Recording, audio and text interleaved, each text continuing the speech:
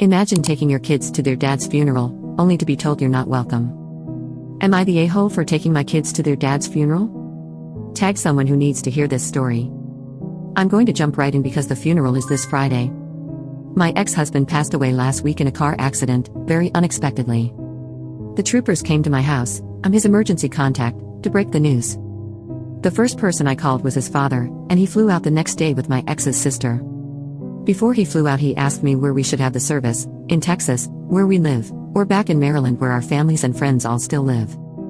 I told him I felt like the service needed to be in Maryland because that was where everyone was, and my ex's father, agreed.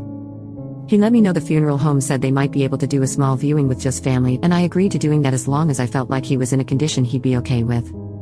I met my ex's sister and his dad at the funeral home to go over paperwork and plan the viewing. He told me all the details for the funeral back home, and we talked a bit about where my ex worked, his day-to-day life, his home, and the probate process. His father was taking care of the probate process and seemed defensive about some of his belongings. I really felt like focusing on my children was more important than arguing over small things in the home. All of that could wait, so I backed off of helping with cleaning out him home and handed all of his insurance paperwork and other information I had that would be useful to them, like contacts at his work and his electric login. We had the viewing, both of our children said goodbye to their dad, and it was very emotional. At the viewing I mentioned that a friend had paid for our tickets to fly home, as I was quickly realizing how much everything was going to cost, and I suddenly was without the financial help of their dad. I was extremely thankful for their generosity. After the viewing I didn't hear anything from his sister or dad. They didn't ask to see the kids or let me know what was going on with the process, and I was actively trying to navigate the life insurance process while grieving my ex and helping my children with their feelings. The last few days have been a blur of crying and anger for all of us. We are so heartbroken to have lost him. My ex's sister and father flew out on Friday at around noon. I got a call from his father telling me we were not welcome at the funeral and that my children and I would be a distraction to my ex's father, family's grieving. I'm shocked and hurt. I told him I had never heard anything so hateful, and the conversation was over. My ex's father and sister have never visited Texas. We've lived here for 4 years. They were not close and had no idea where he worked, or even any recent photos of him.